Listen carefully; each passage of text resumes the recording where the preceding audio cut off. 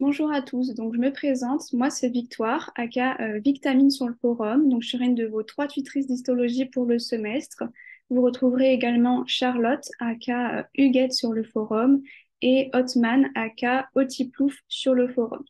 Donc l'histologie, c'est une matière que vous aurez regroupée avec l'embryologie le jour de l'examen, sous la forme d'une épreuve de 30 QCM avec normalement 17 QCM pour l'histologie. Donc, si on n'a pas d'autres directives, on s'en tiendra de cette répartition pour les examens blancs et pour les séances tutorat. Donc, l'histologie, c'est une matière qui peut paraître un peu compliquée au début parce qu'il y a beaucoup de nouvelles notions. Voilà, il y a beaucoup de choses à apprendre. Et en général, on dit que c'est une matière un peu de par cœur, justement, voilà, parce qu'il y a beaucoup de notions. Mais c'est pour ça qu'on a choisi de vous faire une bonne partie du programme dans cette tutre rentrée pour que vous preniez vraiment de l'avance sur le programme et que voilà, vous ayez une vision assez globale de l'histologie. Donc, cette première vidéo, ça va être une vidéo introductive pour que vous compreniez mieux ce que c'est l'histologie. Et dans les autres vidéos, ça sera des vidéos qui seront beaucoup plus spécifiques au sujet qui les intéresse. Donc, on va commencer par décrire ce que c'est l'histologie. Donc, l'histologie, ça vient du grec histos, qui veut dire tissu, et logos, qui veut dire science. Donc, littéralement, l'histologie, c'est la science des tissus. C'est tout ce qui va concerner l'étude des tissus, donc leur structure, leur composition, leur fonctionnement, renouvellement, tous les échanges cellulaires qu'il peut y avoir dans un tissu. Donc voilà, tout ce qui concerne le tissu, c'est du domaine de l'histologie. On rappelle qu'un tissu, c'est formé de cellules et de matrices extracellulaires. C'est toujours le cas, il y a toujours des cellules et de la matrice extracellulaire. Donc pour débuter, on va voir les différents niveaux d'organisation structurale que vous avez peut-être déjà vus dans d'autres matières au premier semestre. En effet, dans le corps humain, il existe plusieurs niveaux d'organisation. La plus petite particule que l'on peut trouver indivisible, c'est l'atome. Les atomes, vous êtes d'accord, ils se regroupent et ils forment des molécules. Ça, vous êtes censé, voilà, vous l'avez normalement déjà vu. Ça forme des molécules. Donc là, on est encore au niveau chimique. Après, un ensemble de molécules, ça peut former des organites. Donc les organites, c'est par exemple le réticulum endoplasmique, l'appareil de Golgi, voilà, des choses que vous avez normalement vues au premier semestre en biologie cellulaire. Et après, quand on regroupe un ensemble d'organites au sein d'une membrane, ça forme la cellule. La cellule, c'est, on rappelle encore une fois, l'unité de base du monde du vivant. Il y a plusieurs types de cellules, mais voilà, retenir que la cellule, c'est l'unité de base du monde du vivant. Et à partir de là, on passe à l'échelle de l'histologie qui concerne l'échelle du tissu. Donc en fait, les tissus, c'est un ensemble de cellules et de matrices extracellulaires. Du coup, on peut dire que les tissus, c'est le premier niveau d'organisation supracellulaire. Ça, c'est une phrase qu'il faut retenir parce qu'elle tombe souvent en QCM. Les tissus, c'est le premier niveau d'organisation supracellulaire. Ensuite, on peut avoir des tissus qui se regroupent et qui forment des organes. Donc, en fait, les organes, c'est plusieurs tissus, c'est un regroupement de tissus. Et bien sûr, si on continue au-delà, on peut avoir un regroupement d'organes qui peut former système et appareil, et on arrive ensuite au niveau de l'organisme. Donc en fait, l'histologie, à quoi ça sert? Comment en fait on s'en sert dans la pratique plus tard dans notre vie de médecin?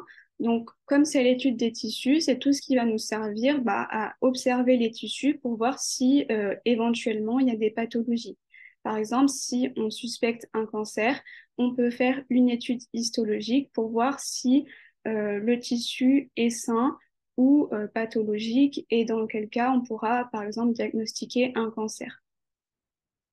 Le problème pour faire ces études histologiques, c'est que ce qu'on veut observer, c'est pas visible à l'œil nu. Le tissu, vous pouvez le voir globalement, donc vous pouvez voir sa forme générale en tant que formant un organe. Vous pourrez voir sa forme générale, sa couleur, mais tout ce qui va être ses constituants, les liaisons qu'on peut avoir à l'intérieur, ça, vous pouvez pas le voir à l'œil nu. C'est pour ça qu'on va en fait traiter des échantillons pour pouvoir ensuite les observer au microscope. Donc, on va voir ces étapes dans les prochaines parties. Il faut retenir que voilà, le traitement, il est constitué de 5 étapes successives. Il faut bien retenir successives. Ce sont des étapes de fixation, inclusion, coupe, coloration et montage. Donc, avant de voir plus en détail ces 5 étapes différentes, il faut bien retenir que via ces étapes de traitement, en fait, on va tuer les cellules. Donc, quand on fait une étude au microscope, on obtient en fait une image figée. Voilà, on a une visualisation qui est figée à un instant T. On ne peut pas faire d'étude dynamique. Une étude histologique, c'est jamais quelque chose de dynamique. C'est vraiment figé à un instant T. Et le but, c'est vraiment de conserver l'intégrité des tissus et leurs caractéristiques morphologiques. Donc en fait, via les étapes de traitement, il faut qu'on garde l'architecture, il faut qu'on garde la structure du tissu, il ne faut pas que ça soit altéré et que du coup, quand on visualise au microscope, l'architecture ne soit plus la même que celle du tissu que l'on a prélevé. Donc, comment est-ce qu'on prépare une lame histologique avant de pouvoir l'étudier au microscope, l'analyser au microscope? Donc, on va voir justement ces différentes étapes de traitement dont je vous ai parlé tout à l'heure. Mais avant ça, vous êtes d'accord qu'avant de pouvoir traiter un échantillon, il faut bien sûr le prélever. Donc ça, je le précise parce qu'on a eu beaucoup de questions sur pourquoi en fait l'étape zéro, enfin le prélèvement et l'étape zéro, pourquoi ça ne fait pas partie des étapes de traitement? Ben, tout simplement parce que le prélèvement, ça vient avant le traitement.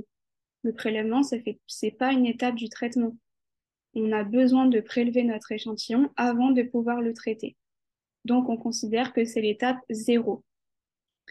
Ce prélèvement, donc on peut prélever notre échantillon à partir d'un organe, c'est ce qu'on appelle une biopsie. On peut aussi prendre l'organe en entier, dans ce cas-là on parle de pièce opératoire, ou on peut même faire une observation sur un cadavre par exemple, dans ce cas-là on parle d'autopsie. Une fois qu'on a prélevé ce que l'on souhaite observer, on va faire une rapide observation macroscopique, c'est-à-dire à l'œil nu, pour en fait caractériser de manière générale notre échantillon, donc son poids, sa consistance, sa couleur, sa forme, tout ça. Mais c'est vraiment de manière générale, non fixée, non traitée.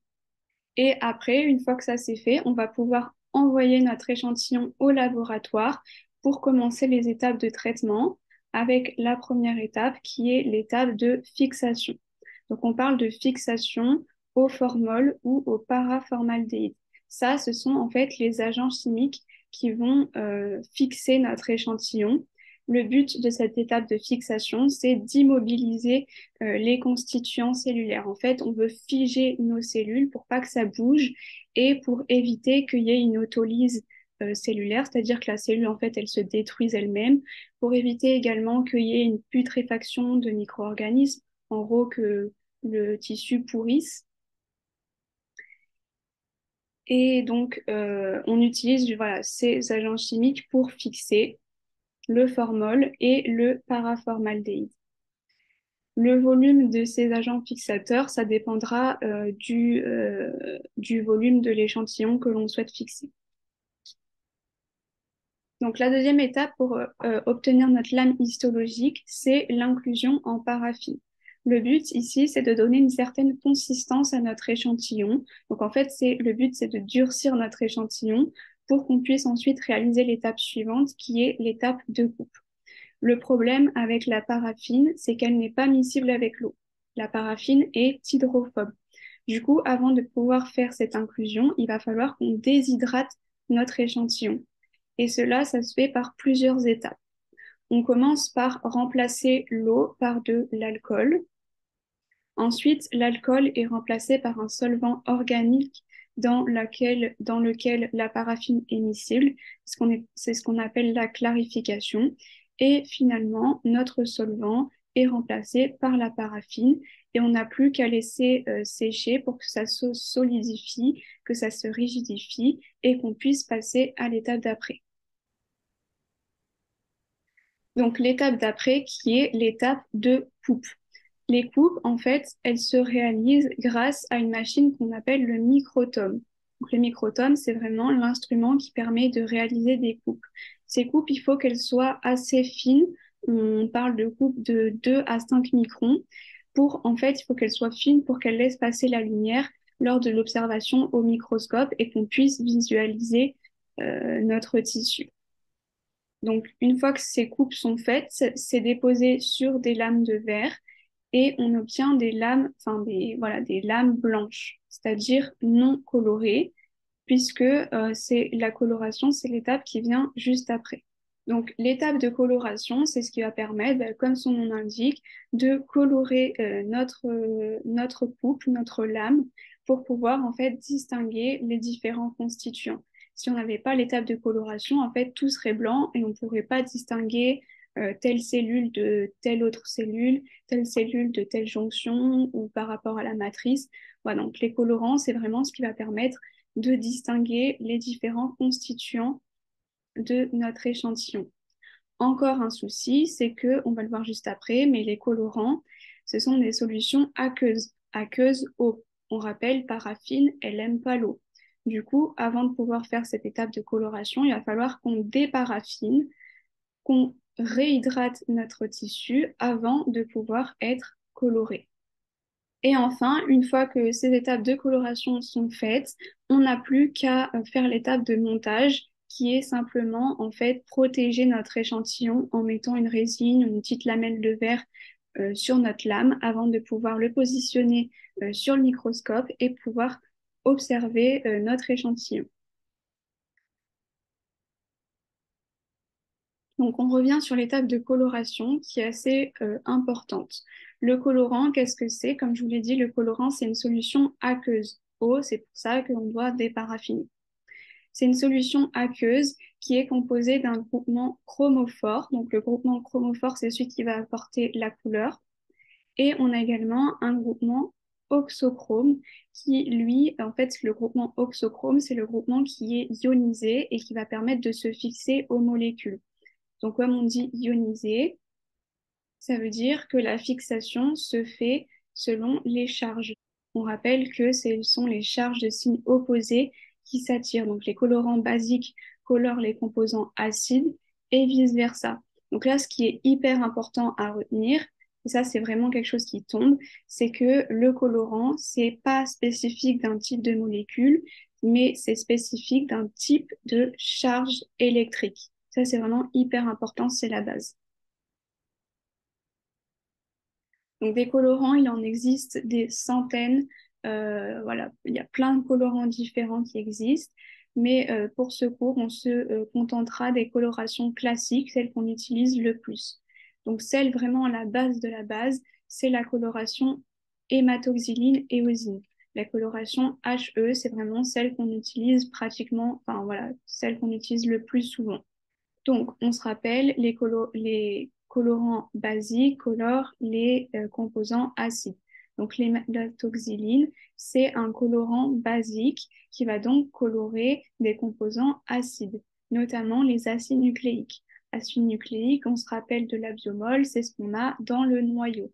Donc, on dit que l'hématoxyline colore les noyaux en violet. Il faut retenir les couleurs.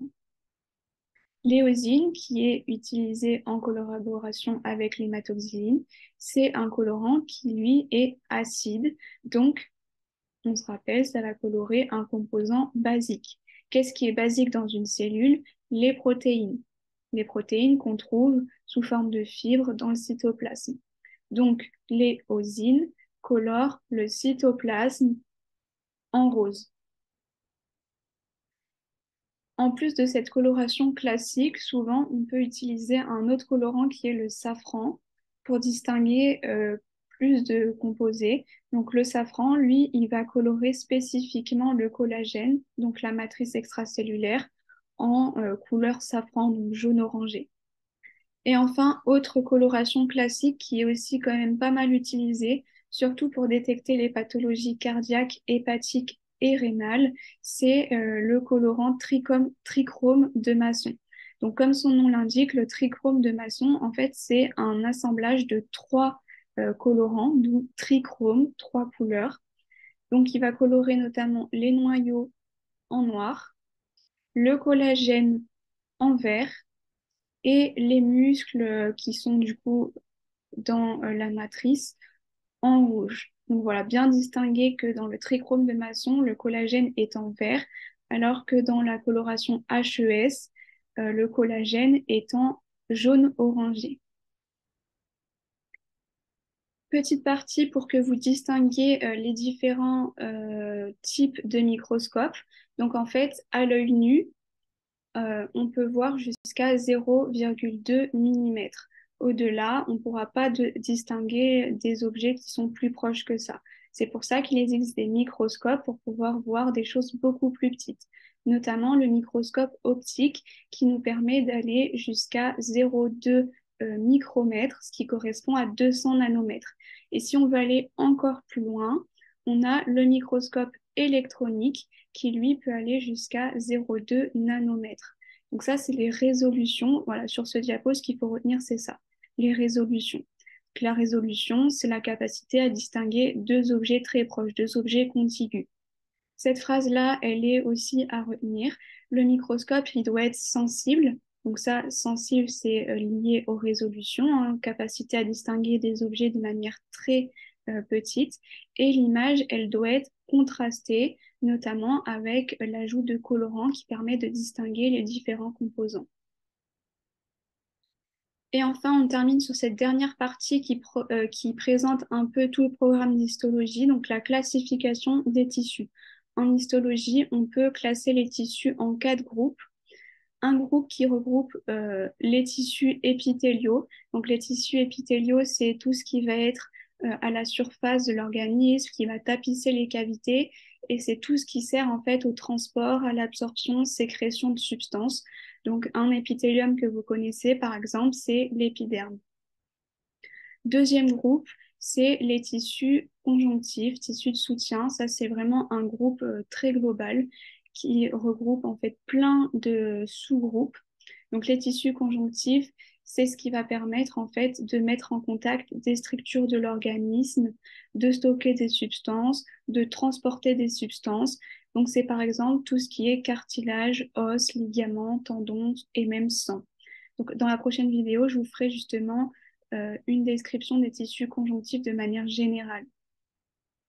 Ensuite, on a le groupe des tissus musculaires. Donc là, c'est tout ce qui est muscle et qui va permettre du coup les mouvements du corps et des organes.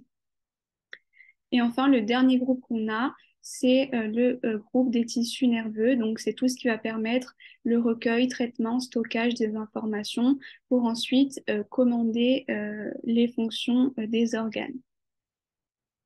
Ça, c'est vraiment un tableau récap de tout le programme d'histologie et vous verrez en fait dans les vidéos et les fiches tous ces tissus plus en détail. Donc voilà, c'est la fin de cette petite vidéo introductive. J'espère que ça a été assez clair parce que c'était vraiment ici, c'était vraiment la base de l'histologie.